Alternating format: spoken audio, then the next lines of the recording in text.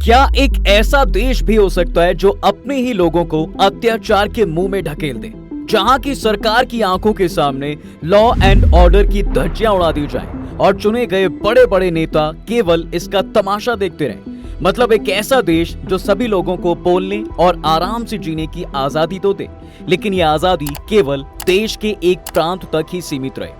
ये कहानी है पाकिस्तान के सिंध रीजन की, जो कहने को पाकिस्तान का हिस्सा तो है, लेकिन अपने ही देश में इनकी हालत एक थर्ड क्लास सिटीजन से कम नहीं है। गरीबी, वायलेंस और भुखमरी जैसी कंडीशन से तो ये लोग लड़ ही रहे हैं, ऊपर से अपने ही देश की दूसरी मुस्लिम कम्युनिटी से भी इन्हें बचना है, जो दशकों से इनके खात्मे के मिशन पर निकले हुए हैं। कमाल की बात तो ये है साहब कि सरकार और मिलिट्री सब जानती है, लेकिन ना तो सिंध रीजन के इन लोगों को बचाने के लिए सरकार ने कोई कानून बनाया है, ना ही ऐसे गुनहगारों के खिलाफ सरकार ने कोई कदम उठाया है। आलम तो यह है कि सिंधी लोग अब सरकार के खिलाफ जाकर ही अपने लिए आवाज उठा रहे हैं। अब उन्हें इंसाफ नहीं बल्कि एक अलग देश की जरूरत है, और इसे पाने के लिए अब वो हर कीमत चुकाने के लिए तैयार हैं। लेकिन यहाँ पर सवाल यह आता है कि आजादी के वक्त जिस सिंध प्रांत का पाकिस्तान ने दिल खोलकर स्वागत किया था, आखिर वहां के लोगों के साथ ऐसा व्यवहार क्यों हो रहा है? सिंध रीजन में आखिर ऐसा क्या ही हो गया जो अब ये पाकिस्तान से अलग होने की मांग कर रहा है? और क्या यहाँ भारत के पास कोई अपॉर्चुनिटी है कि वो इस हिस्से को अपने साथ मिला सकता है? जानेंगे सभी डिटेल्स को आज की इस वीडियो में। देखिए, ज्योग्राफिकली ये है पाकिस्तान का सिंध रीजन, जो आज सिंधु देश की मांग कर रहा है। मैप पर आप इसकी पोजीशनिंग में देखोगे तो ये आपको भारत के गुजरात और राजस्थान से सटा हुआ दिखाई देगा। लेकिन इनकी प्रॉब्लम यह है कि आज ये पाकिस्तान जैसे देश का हिस्सा है, जहां ये पाकिस्तानी तो कहलाते हैं, लेकिन इनकी आइडेंटिटी एक रिस्पेक्टफुल सिटीजन की नहीं है। दशकों से यहाँ पर रह रही कम्युनिटी न केवल बुरी तरह सप्रेस हो रही है, बल्कि वो तो ये भी कहने से पीछे नहीं रहते कि वो तो कभी पाकिस्तान का हिस्सा बनना ही नहीं चाहते थे, और 75 साल पहले पाकिस्तान ने जबरन उन्हें अपना हिस्सा बनाया। और तो और यहाँ के लोग केवल पाकिस्तान ही नहीं बल्कि चाइना के खिलाफ भी नजर आते हैं। इसी के चलते आज वो इस मोड़ पर खड़े हैं कि अलग देश बनाना ही उन्हें सबसे बढ़िया ऑप्शन लग रहा है। सिंध बनेगा सिंधु देश और आजादी के नारे आपको यहाँ हो रहे कई प्रोटेस्ट में सुनने को मिलेंगे। ये चाहते हैं कि सिंधियों द्वारा चलाया जा रहा सिंधु देश ही इन्हें डेवलपमेंट और रिस्पेक्टिव लाइफ दिला सकता है। लेकिन 78 सालों के सिंध रीजन के इतिहास में ऐसा क्या हुआ जो इन्हें ये कदम उठाना पड़ रहा है? इस सवाल का जवाब जानने के लिए चलिए थोड़ा इतिहास में पीछे चलते हैं और शुरुआत करते हैं सिंधियों की ओरिजिन से। देखिए, सिंधु देश या फिर यूं कह लीजिए कि सिंधी लोगों की सभ्यता, कल्चर, ट्रेडिशन हजारों साल पुराना है। इतना पुराना कि सिंधु घाटी सभ्यता से इनका इतिहास जुड़ा हुआ मिलता है। कई सोर्सेस तो ये भी बताते हैं कि इनका सबसे पहला मेंशन महाभारत के टाइम में हुआ था, जब सिंध के आर्यन राजा जयद्रथ ने भगवान श्री कृष्ण के साथ युद्ध किया। मतलब तब भी यहाँ एक सिविलाइजेशन एग्जिस्ट करती थी, और आज से करीब 5000 साल पहले भी यहाँ पर विश्व की सबसे पुरानी सभ्यता सिंधु घाटी की सभ्यता अस्तित्व में रहा करती थी। बस यहीं से इनका कल्चर डेवलप होना शुरू हुआ, और काफी हद तक आज भी इनके लाइफस्टाइल ट्रेडिशन में वो कल्चर जुड़ा हुआ है।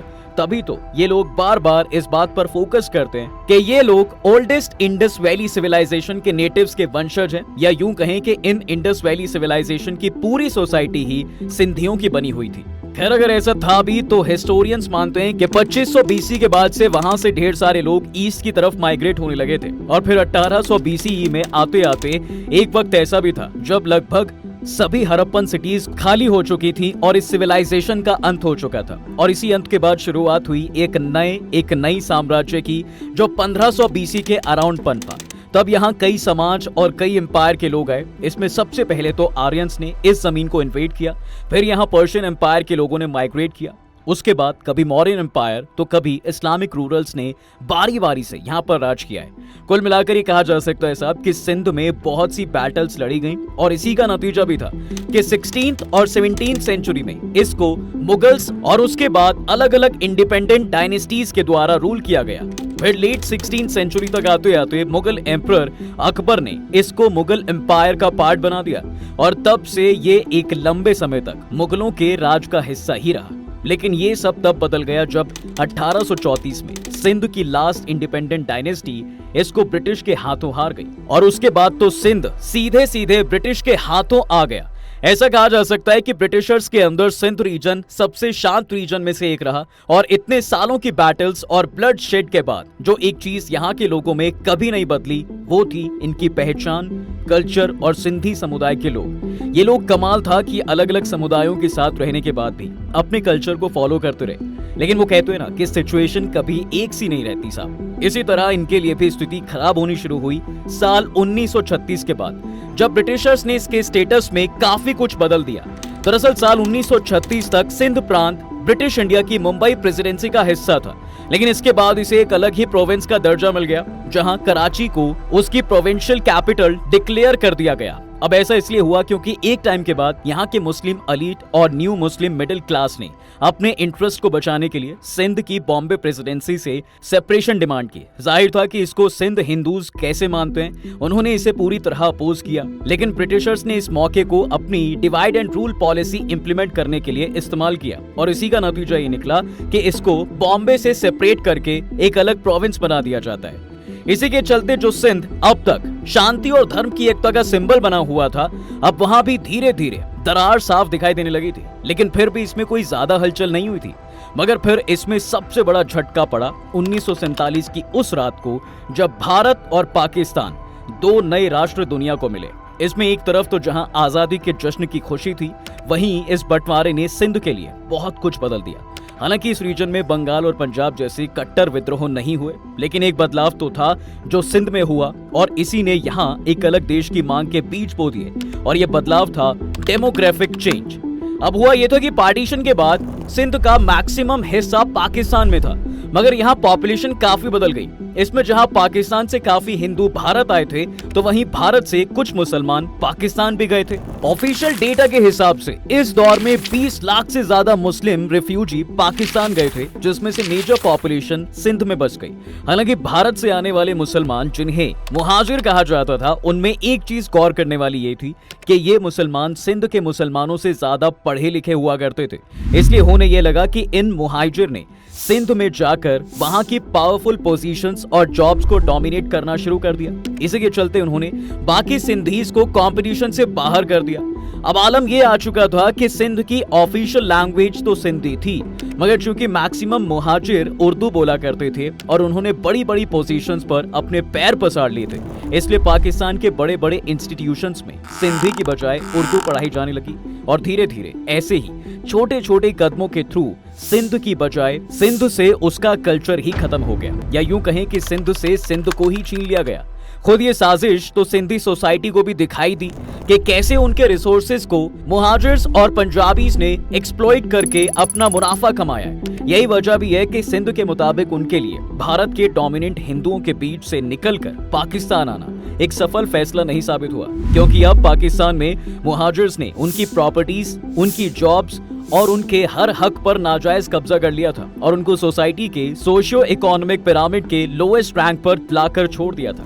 अब जहां ये सब चल ही रहा था, वहां सिंधियों पर एक जुर्म ये भी हुआ कि उर्दू को पाकिस्तान की नेशनल लैंग्वेज घोषित कर दिया गया और सभी एथनिक माइनॉरिटी के ऊपर ही इस लैंग्वेज को थोप दिया गया। आज आपको जानकर हैरानी होगी साहब कि सिंध पाकिस्तान का 63% रेवेन्यू जनरेट करता है, लेकिन देश को चलाने की एक्स्ट्रा ऑर्डिनरी पावर्स केवल पंजाब के पास हैं। इसके अलावा वैसे तो आजादी के काफी सालों बाद तक भी सिंध को एक अलग प्रोविंस का दर्जा मिला रहा, मगर साल 1955 में ये भी सिंधियों से छीना गया, जब पाकिस्तान के प्रधानमंत्री चौधरी मोहम्मद अली ने 1 यूनिट प्रोग्राम इनिशिएट किया, जिसके तहत उन्होंने कहा कि सिंध और ऐसी बाकी सभी पाकिस्तानी प्रोविंस कलेक्टिवली पाकिस्तान के अंदर एक ही रूल के तहत एक ही असेंबली द्वारा ऑपरेट किए जाएंगे। और 14 अक्टूबर 1955 के दिन सारी फॉर्मेलिटीज खत्म होने के बाद फाइनली सिंध पाकिस्तान का संपूर्ण हिस्सा बन जाता है। हालांकि इस तरह से सिंध पाकिस्तान के हाथ में तो आ गया, लेकिन यहाँ पाकिस्तान का दोहरापन तो देखिए। उन्होंने इस बिल को सामने रखते वक्त जो वादे किए उनमें से एक भी पूरा नहीं किया। दरअसल सिकंदर मिर्ज ने पाकिस्तान असेंबली को 1 यूनिट प्रोग्राम अपनाने के 5 रीजंस दिए थे, मगर जो हकीकत थी उसका डेवलपमेंट के वादों से दूर दूर तक कोई भी संबंध नहीं था। कुल मिलाकर एक तरफ तो पहले ही माइनॉरिटीज से राइट लिए जा चुके थे, वहीं दूसरी तरफ ये तब और भी प्रॉब्लमैटिक हो गया जब दूसरे धर्म के लोगों ने सिंधी पॉपुलेशन को टारगेट किया। अब अगर आप सोच रहे हैं कि ऐसा कब हुआ, तो बता दें कि जब पार्टीशन हुआ था तो सिंध में मुस्लिम मेजॉरिटी थी, मगर एक सिग्निफिकेंट माइनॉरिटी हिंदू और सिंधीज की भी वहां पर एग्जिस्ट किया करती थी। पर अफसोस की बात है साहब कि जिस तरह माइनॉरिटीज को अपलिफ्ट करने के लिए भारत में कदम उठाए गए, वैसा कुछ ईस्ट और वेस्ट पाकिस्तान में होना तो दूर की बात है, बल्कि वहां तो हिंदुओं को जिंदा भी छोड़ देते तो बहुत था। खुद 1950 में जब ईस्ट पाकिस्तान में राइट्स हुए थे, तब वहां लाखों हिंदू मारे गए थे और बर्बरता में पुलिस और यहाँ तक कि पाकिस्तानी आर्मी के लोग भी शामिल थे। अब ऐसा ही कुछ हाल वेस्ट पाकिस्तान में भी था, जहां माइनॉरिटीज पर ढेरों जुल्म हो रहे थे और उनकी बात सुनने वाला कानून में कोई भी नहीं था। मगर साल 1971 में जब ये डिक्लेयर हुआ कि बांग्लादेश पाकिस्तान से आजाद हो चुका है, तो इस डिक्लेरेशन से सिंध प्रांत में मौजूद लाखों लोगों को एक उम्मीद की किरण मिली कि वो भी शायद पाकिस्तान के इन जुल्मों से स्वतंत्रता पा सकते हैं। और इस उम्मीद को चेहरा मिला गुलाम मुर्तजा सैयद का, जिन्होंने साल 1972 में शुरुआत करी जय सिंध तहरीक नाम की एक ऐसी पॉलिटिकल पार्टी की, जिसका मोटिव था सिंध प्रांत को पाकिस्तान से अलग करके एक अलग देश के रूप में स्थापित करना, जिसका नाम होता सिंधु देश। तब इनके नेताओं ने खुद ये बोला था साहब कि अगर बांग्लादेश एक सेपरेट देश बन सकता है तो सिंधुस्तान क्यों नहीं।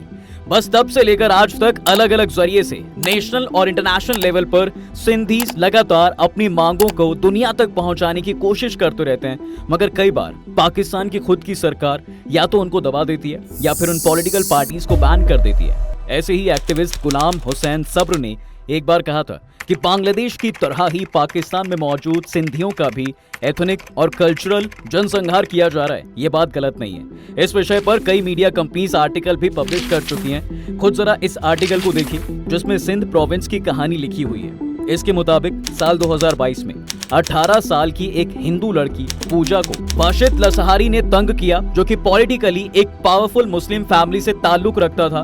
पूजा के परिवार को धमकी दी गई कि वो अपनी बेटी की शादी वाशिद से करा दे। इसके खिलाफ जब पूजा के परिवार ने पुलिस में कंप्लेंट लिखवानी चाहिए, तो पुलिस ने भी शिकायत तक लिखने से मना कर दिया, जिसके बाद वाशिद जोर जबरदस्ती पूजा के घर आ गया और शादी से इनकार करने पर वाशिद ने पूजा की जान ले ली। अब ये अकेला मामला तो है नहीं जहां सिंधी माइनॉरिटीज को जोर जबरदस्ती सप्रेस किया जाता है, बल्कि रिंकल कुमारी नाम की एक और लड़की का केस सुनने को मिलता है, जिससे फोर्सली इस्लाम में कन्वर्ट करके नवीद शाह से उसकी शादी करा दी गई, जिनकी पहले से बीवी और बच्चे थे। ऐसा ही एक मामला twin sisters Reena and Raveena का भी है, जिन्हें किडनैप कर लिया गया था या फिर इन्हें जबरन इस्लाम में कन्वर्ट करके उनकी शादी मुस्लिम लड़कों से करवा दी गई, जो पहले से ही शादीशुदा थे और उनके बच्चे भी थे। पाकिस्तान के सिंध में कन्वर्जन की ये घटनाएं इतनी आम हो चुकी हैं साहब कि यूएन ने भी इसके खिलाफ आवाज उठाई है और UK all party parliamentary group की रिपोर्ट्स भी खुद इस बात से परहेज नहीं करती कि हर साल पाकिस्तान में 1000 से भी ज्यादा माइनॉरिटीज गर्ल्स का धर्म परिवर्तन करवाया जाता है और पुलिस इस मामले में कुछ नहीं करती, क्योंकि इन सभी मामलों को लव मैरिज का नाम देकर रफा दफा कर दिया जाता है। खुद यहाँ के जो एक्टिविस्ट हैं वो बताते हैं कि लोग अपने ऊपर बीती हुई बर्बरता को कभी रिपोर्ट ही नहीं करते, क्योंकि उनकी चीखें बाहरों को सुनाई ही नहीं देती। मतलब कि कानून उनकी कभी सुनता ही नहीं है, तो आखिर शिकायत करने का फायदा ही क्या है। हालांकि इन सब के बारे में जब अल जजीरा ने वहाँ के पुलिस ऑफिशियल से पूछा, तो उनका ये बयान था कि जो हो सकता है वो सब करते हैं, लेकिन कई बार जब लड़कियां अपनी मर्जी से ही भाग जाती हैं, तो इसमें वो क्या ही कर सकते हैं। बेसिकली इस बयान के थ्रू पुलिस ऑफिशियल्स ने ये एंगल देने की कोशिश करी है कि लड़कियों को अगवा नहीं किया जाता, बल्कि वो खुद अपनी मर्जी से भाग जाती हैं। मगर घटनाएं उनके इस बयान के साथ बिल्कुल भी मैच नहीं करती। आज प्रेजेंट डे पर फास्ट फॉरवर्ड करें तो आज भी सिंधीज का हाल कुछ ज्यादा खास नहीं है। इतिहास की इतनी यातनाएं ही काफी नहीं थी कि आज इनके यहाँ अर्बन रूरल और सोशो इकोनॉमिक डिवाइड भी काफी तेजी से बढ़ा है। दोस्तों, आज यहाँ पर आपको दो एक्सट्रीम तबके के लोग दिखाई पड़ते हैं। एक वो जहाँ पर कराची जैसी वेल्थ मेगापोर्ट सिटी में रहते हैं, और जो दूसरी तरफ सिंध के प्रोविंस लोग आज भी बॉन्डेड लेबर करने को मजबूर हैं। बिजली, पानी और फूड जैसी नॉर्मल सुविधाएं भी यहाँ लोगों को नहीं मिलती हैं। हाल फिलहाल में एक बार फिर से सिंधु देश को लेकर सिंध प्रांत के लोगों ने काफी ज्यादा प्रोटेस्ट किया था, और इस बार इस प्रोटेस्ट का रीजन उनके ऊपर किया जा रहा जुल्म तो था ही, मगर इस बार इस जुल्म के साथ पाकिस्तान ने बची कुची कसर भी पूरी कर दी चीन को लाकर।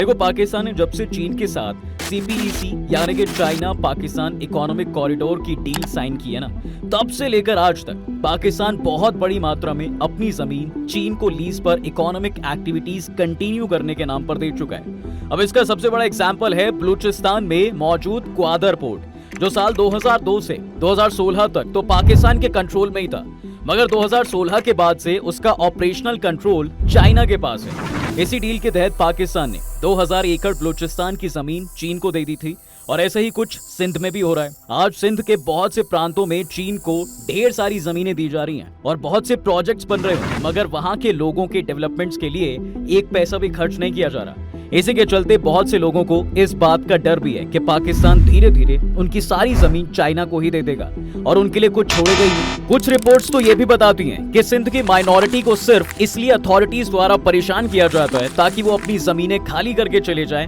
और वो जमीनें मिलिट्री रूल द्वारा अपनी मनमर्जी से यूज की जा सके। इलाका छोड़ने का दबाव बनाने के लिए लोगों को अगवा कर लिया जाता है और फिर उनका कुछ पता ही नहीं चलता। आलम तो ये तक है कि अगर आज कोई भी सिंधु देश की मांग उठाता है या फिर उनके खिलाफ हो रहे अन्याय के खिलाफ आवाज उठाता है तो उसको खत्म कर दिया जाता है। और ऐसे केसेस आए दिन सिंध प्रांत में रिपोर्ट किए जाते रहे, जहां लोगों को अगवा कर लिया गया या फिर उनका क्या हुआ किसी को पता ही नहीं चल पाया।